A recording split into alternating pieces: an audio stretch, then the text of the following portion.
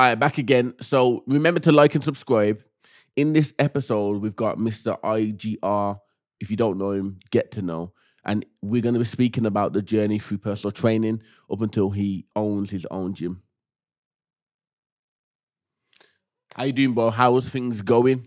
Good, bro. Same old busy gang. Easy, bro. I love that. I love that. I love that. I love that. So the reason why we have you on here today is I want to dive all of the way into your personal training journey. I know that you've worked at a few gyms already, and I know that now you are an owner of Sandwell Gym. You know, it's a nice gym. I've been in there myself as well, and I see you doing your thing, man. You've got, to be fair, you have quite a lot of things going on with you, which is what I'm all about. I'm all about people who are making strong, bold steps and making a massive impact. But let's dive into the early stages of your fitness career. You like that, yeah? So walk me through there. Like, where did you start, bro? Okay, so I became a PT. I qualified. I think around July times 2013. I went to Warsaw College to study my PT course there. Then I applied for a few gyms. Back then, there was no like JD gyms or these commercial gyms that are around. Pure Gym was up and coming. There was a few David Lloyd's, DW Fitness, Virgin Active, old school days. We don't even know what Virgin Active is. You know, Fitness First as well. Yeah, Fitness First too. Yeah, definitely Fitness First. So I applied for a few gyms and I ended up starting at Warsaw Pure Gym. So back then, their model, as you know, was you don't get paid for your work, so you're 100% self-employed. So you do 15 hours and they don't pay you for your shifts, or you pay rent, which could be anything from back then probably like £400 or £500. So that's where I started. How long was you there for? I think I did just under 2 years there. That's when I found myself as a PT. When I was starting, I knew I was going to be self-employed. I didn't know I was going to be good at what I did. I kind of had to just find my feet and again learn the game. I was interested in fitness. I like training, but obviously I had zero gym experience then compared to like other personal trainers at the time. Massive. So you did 2 years in Pure Gym Warsaw. Mm-hmm. What was like your most remarkable achievement there that you can remember? What stands out for you? When a couple of the PTs left that were more experienced, I had a class. Again, you got body pump, which is Les Mills is the normal version, but you've got a few freestyle ones.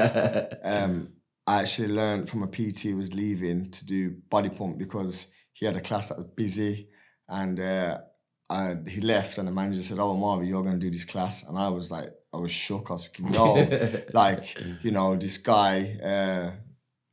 He's got this busy class and he's following, and I'm gonna have to try and step in his shoes and match up then and rise to his occasion.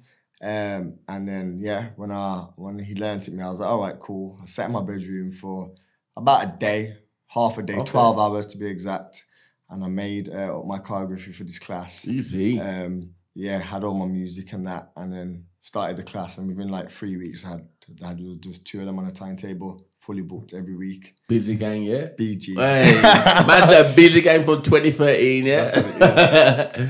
So you were at Warsaw Pure Gym. Where did you go next then? So after I left there, I went to a gym across the road. Now it's currently called Energy Fitness in Warsaw. But back then it was called Sweat Union. Okay.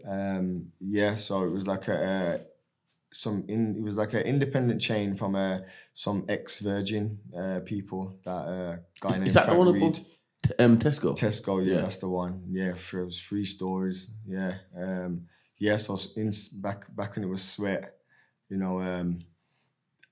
was I didn't really know any of the PTs there other than Justin Richards. Big up Justin. So yeah, big up Justin. J Rico, yeah man, he's doing his thing. Footballer background, obviously he's from my area as well, so he knows a lot of my family. He was doing his thing. So when I went to the gym, he just started. Yeah. And then I was up and coming. brought all my members from Pure Gym straight over, and that's what it is. Man transferred Pure Gym over to NRG. Let that just sink in, yo, hey. Basically, that's what it was. That's what it was. Man said, he's leaving Pure Gym. I'm taking your members as well over the road.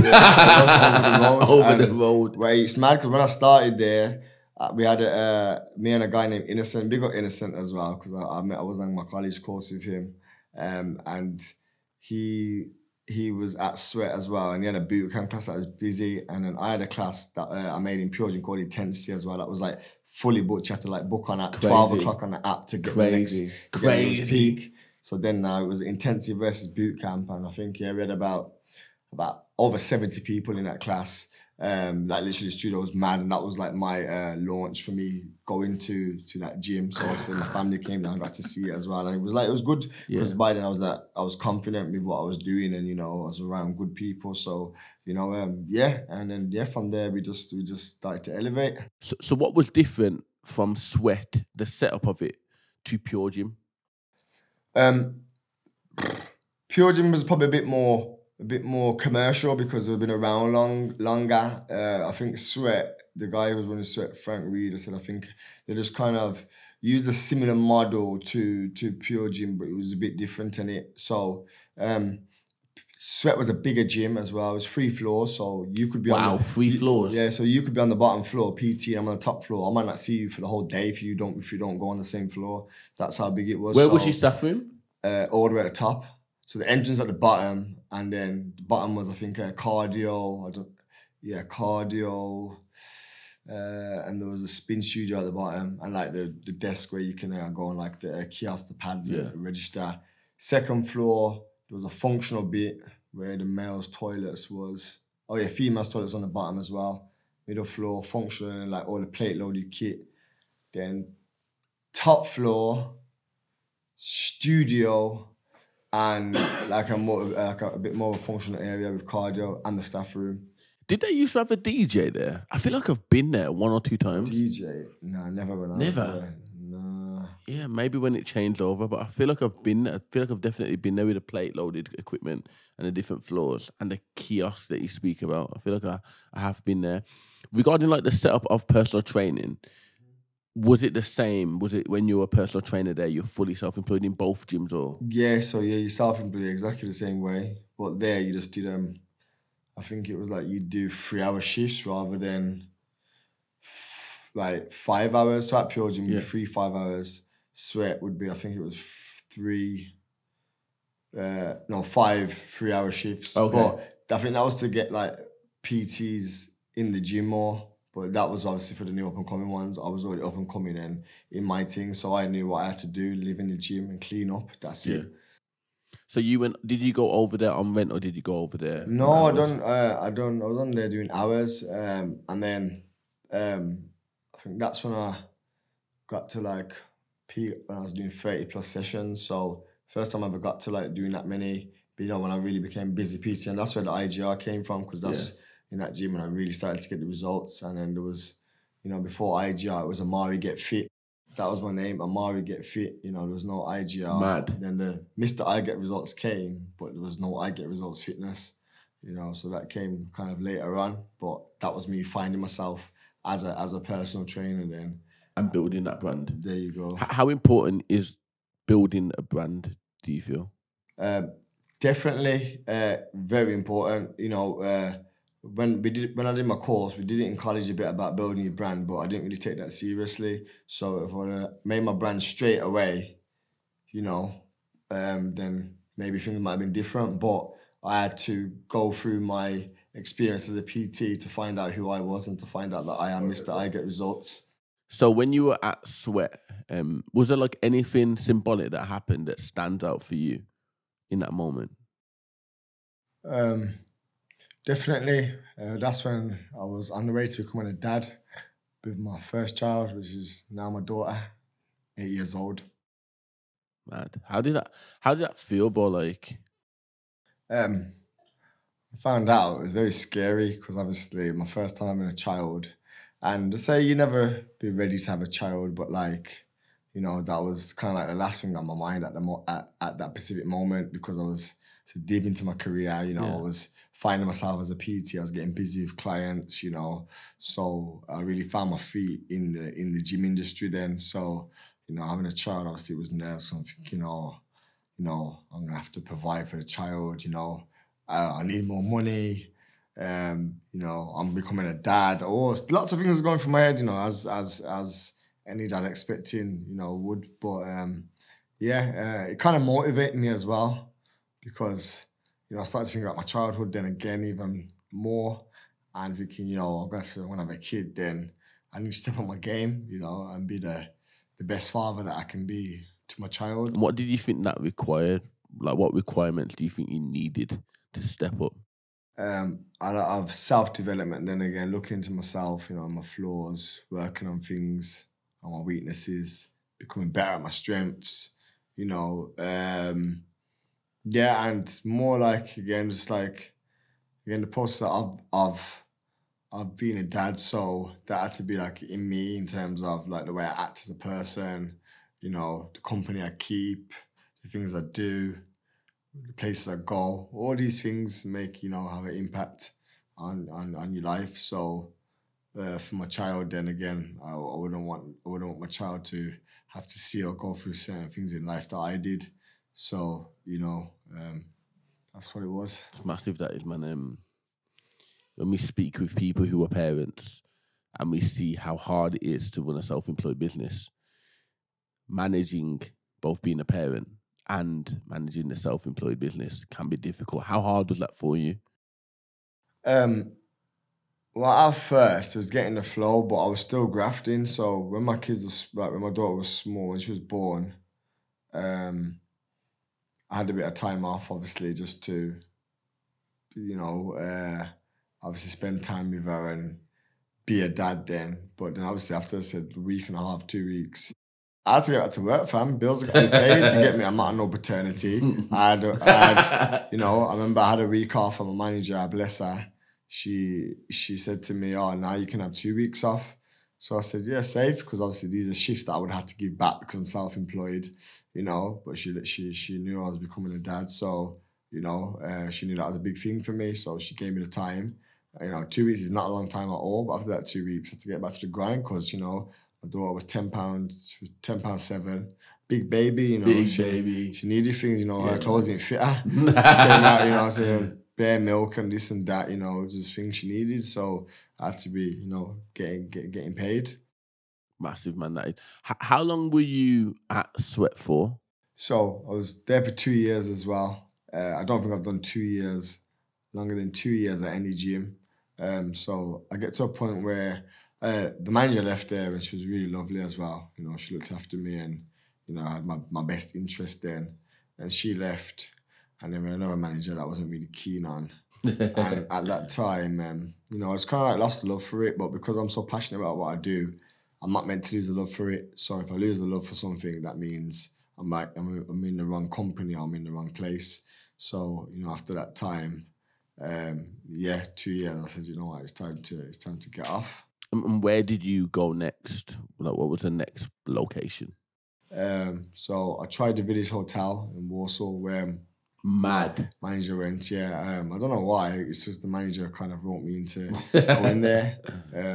So that was the same manager from Sweat? Yeah. It's kind of like, again, following her around, but man, ain't a follower. But she was cool, though. She was cool. So, you know, there's reasons, you know, again, I know that, like, you know, anything, she'd have my back. You know, she always tried to, you know, put me in a good place, you know. So, and I got on with her, and, you know, if you don't get along with your manager, that's the worst thing, where you're in a facility, you know. When I was at Pure Gym, my first gym, I hated the first manager. He was a proper waste man. I say it on the video, no problem, he's a waste man. Like, he's got no, you know, no backbone. Even a higher manager, incident happened, and he said, you've got managers that deal with conflict and you got managers that run away from it, and he's one of those guys who runs. Crazy. I said, that's fine, but, you know, you're running away from a situation that's now affected me. Yeah. And, you know, he ran and situation happened, he ran and hid in the staff room, and a frustrated member then came to me to deal with his issue that had nothing to do with me, you know. So left me very vulnerable, you know. So yeah, obviously I respected that. So that's kind of what it was. It's good that is you built good rapport with people, and you know, in life it's very rare to see, especially like in the management position that you speak of. So the fact that you saw something, a level of trust and rapport, Definitely, and respect with that manager, of course, it's gonna make you think maybe we should follow her. But actually, everything you ever needed has always been in you. Yeah, it's mad to say that because that's exactly what it was. But you know, again, it's more like self-believing, as you said last time. You know, do you ever doubt yourself? I never doubted myself, but it's really believing yourself, believing in my ability to do what I do. The ability, yeah. That's it. And when I knew I've got this, and I'm good at what I do, then from when I knew that deep down, there was no stopping me because there was no opinion, there was no one, but what it was, I was coming up and getting the results. Busy gang. All day. BG. So where was after the village then? Where did you go next? I done 2 weeks there. It wasn't for me. Then I was like, I had a bit of stuff going on, like life issues. So I had a bit of time off, and then I went to Pure Gym in Dudley Port. Then, so big up Stacey and Grant though, the best managers ever, 100%. Is that Grant Green? Grant Green, you know, again, I know him when he was a PT, but when I started Pure Gym, once he became a manager, you know, he showed me love. And Jason Woodley as well, to be fair. You know, all three of them, they really helped me elevate myself then to the next level. And then again, that's where I met Dario, who's my daughter's coach, you know, a few other Alex Turton, a few other guys that was there. So what was like your time there like? Like what was that experience like? And how was that any different from Sweat, the Village, and Pure Gym Warsaw? All right, so when I started then, my mind was in a different place. So then the fire was burning, like I was hungry for it then. You know, I knew definitely by then what I brought to the table. It was a new facility for me. I was around again, good experienced PTs. The gym was a nice setup, you know. And I think then, again, because I was so hungry, I just went in there and just stormed the place, you know. So was there anything in there that was symbolic where you thought, mad, I didn't think I could do that, but I've done it here? So like when we spoke about Sweat, you said that the symbolic thing when you were there was, you know, you was about to become a dad. Was there anything symbolic at this Pure Gym that you were at that stands out to be like crazy? Yeah, two things. One, that's where I Get Results was made. Officially. The brand was made in that gym. I had a chat with a manager. You'll know very well, Artie. Okay. Artie Patel. So we had a chat, and I was always like, yeah, I'm the best at what I do, blah, blah, blah. And then she said, Marvin, you're not the best, this, that. And I said, you're good, but you're not the best. I was saying, why am I not the best? She said, you don't have a brand. And that was like someone just giving me a right hook in my jaw. Because she was right. I didn't have a brand. You get me? I didn't have one. So I'm like, raw, what can I say to this? Can't say nothing. She said, you're good, but you need a brand. And I was like, yeah, she's right. I need a brand. And then, you know, I started looking into it. Again, I was already called Mr. I Get Results for the reason because I was getting good results in the shortest period of time. So then, I started chatting to one of my clients, and you know, talk about, I need a brand, you know. And I thought it's something results, but I didn't know what, you know. So there was a lot. Then I came up with results, health and fitness. I Get Results, health and fitness. Results and something else. There's about lots of different like ones I came up with, and then I decided IGR Fitness. Massive that is. And how important is having a brand? Like, what do you think? You're a well-experienced PT. Definitely having a brand, because even my brand's expanding where there's more than one, there's more than me just in the brand. Now, again, that brand, people have seen it, and if it's not even through me directly, it's through someone else. So the brand speaks for itself, because some people don't even know, that brand's Amari. They don't know. They just say, oh yeah, I've seen that, through whatever, through it's a client, another trainer or whatever else, So it's, again, when you've got the brand, that's how you get the brand awareness. That's how you create it, because now it's not just your name, it's... Stands for something. Yeah, exactly. It's about creating this body. And this is the thing, like, you have done so well at creating the body of I Get Results. And a lot of people, especially up and coming, and even experienced, like if I'm talking black and white, a lot of experienced trainers have been so naive and have stayed in their lane because it worked 10 years ago. Unfortunately, what worked 10 years ago, if you aren't adapting, like how many courses have you done in the space of time that you've been a PT? I've probably done over 20 courses now in all different sectors, and that's, again, improving my CPD. So for the one that don't know what that is, for the these cereal box PTs, continual professional development.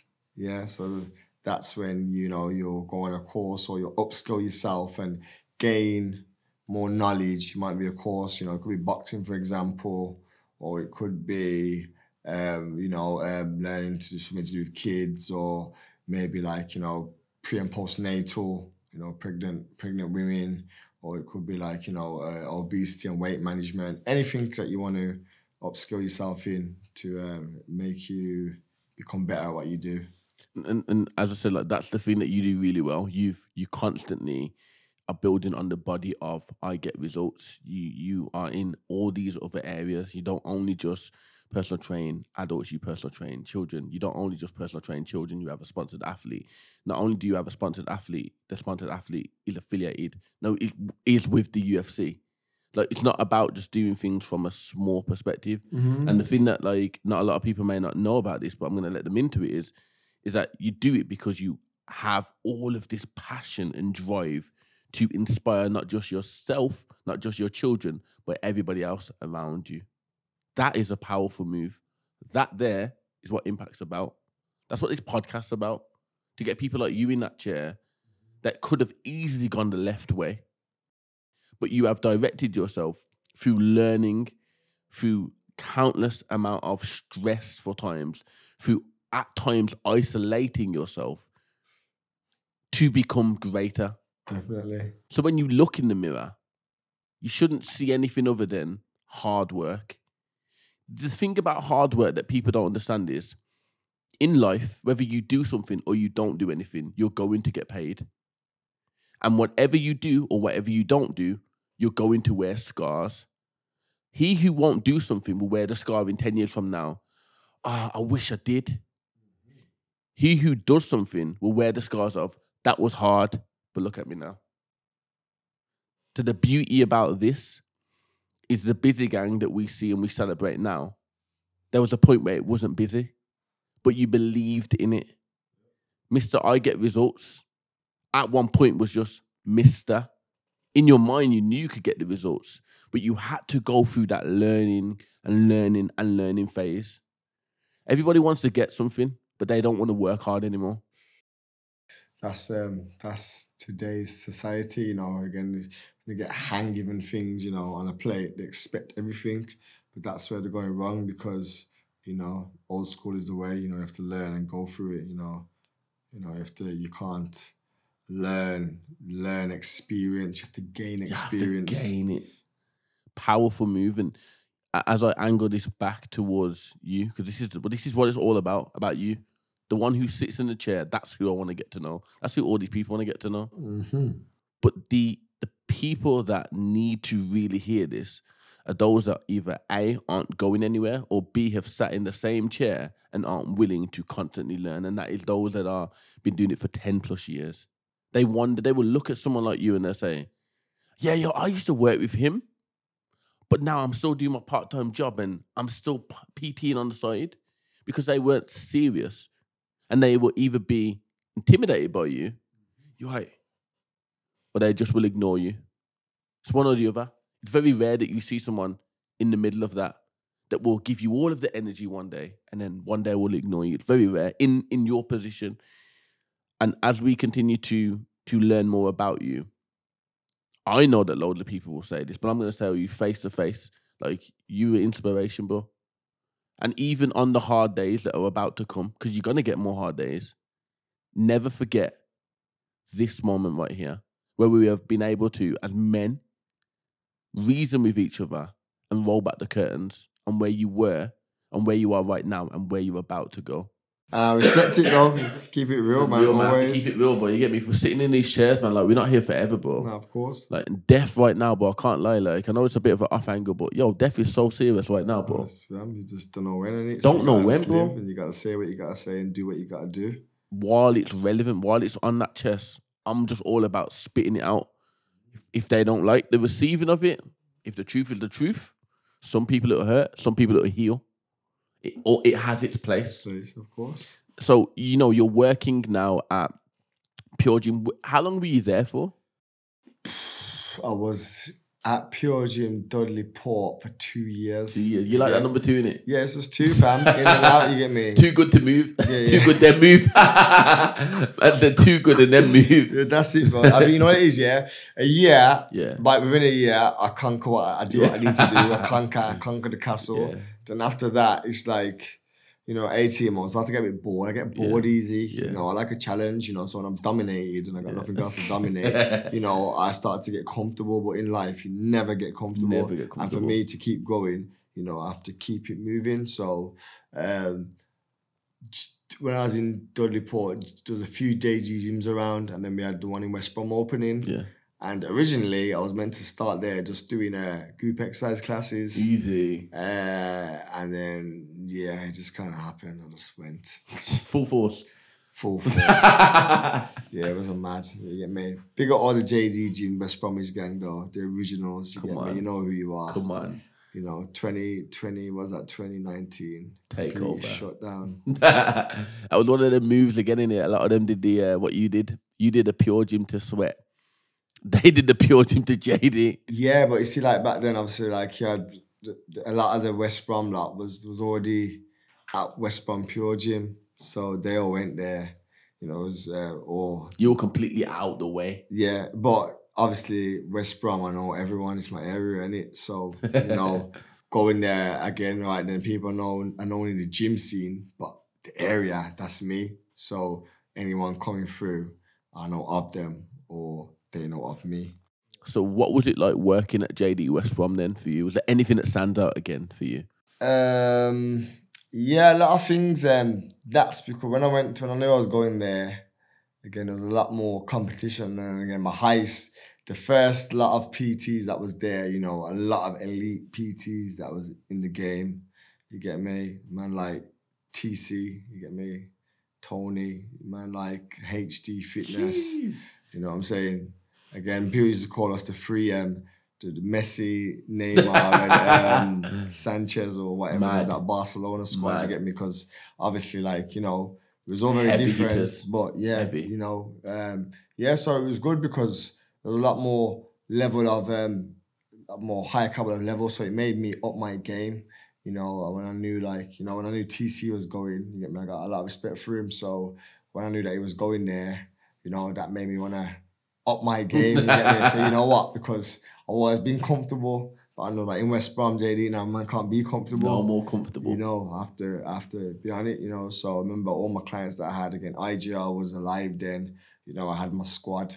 And then when I went to West Brom, I said, listen, we're going there. There's going to be a lot of better quality over there. So when we go there, we're going in the Storm. And by then I was doing my Body Combat, you know, the original Body Combat app. Yeah, understand? Went to JD, broke records, you get me, 64. Come on. You get me? I think you're the only man that's hit the numbers. Me, bro. That's it, you get me? You get me? I've been gone from there a long time now. But, you know... Yo, I might have to collab on something, you know. If we both...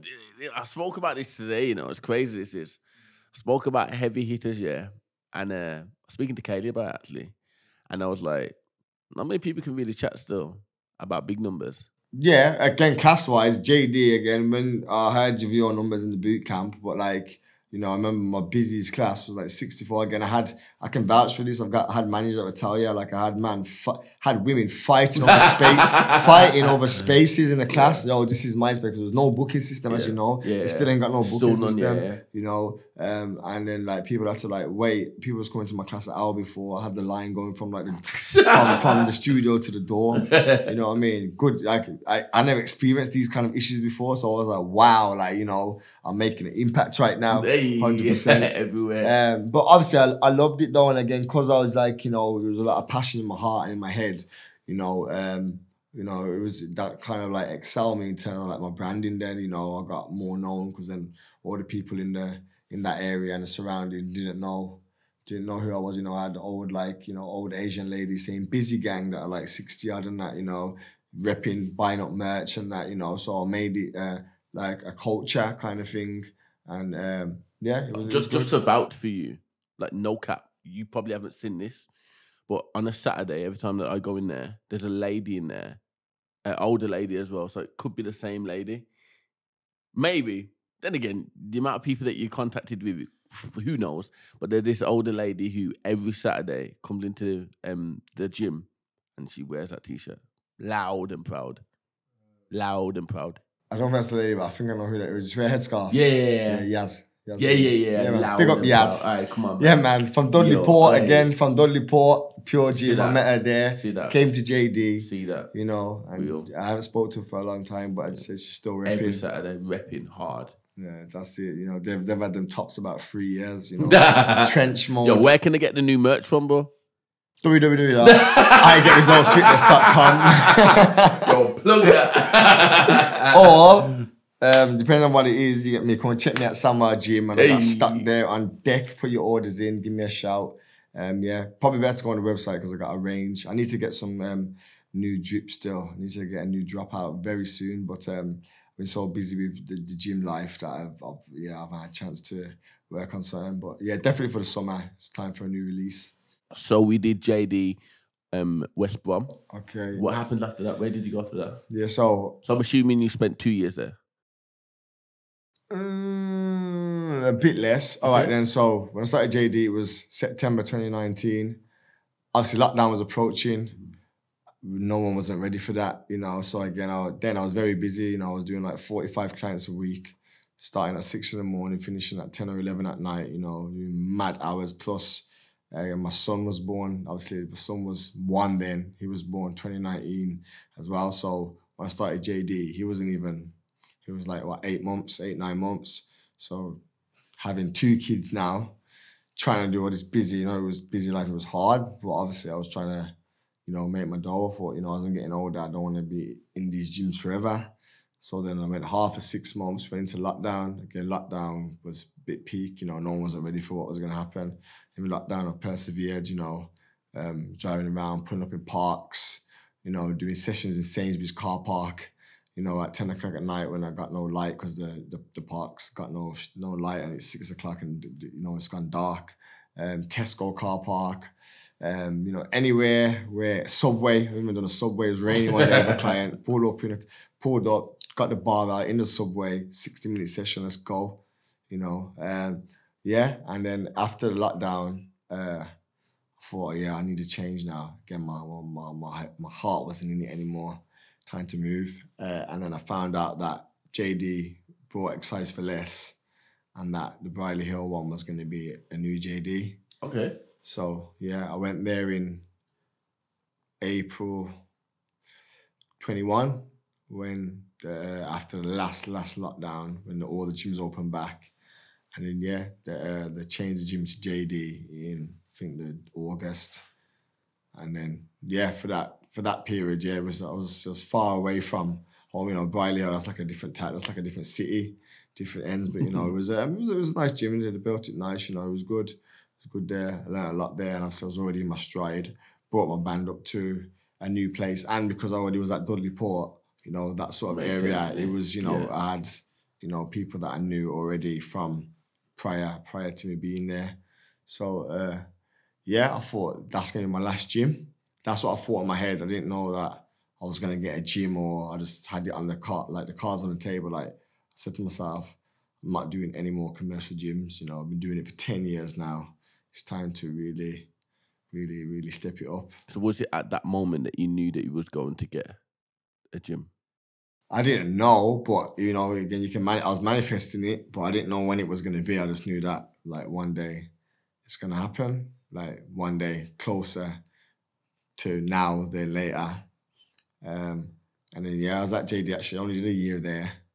And then I left in March 2022.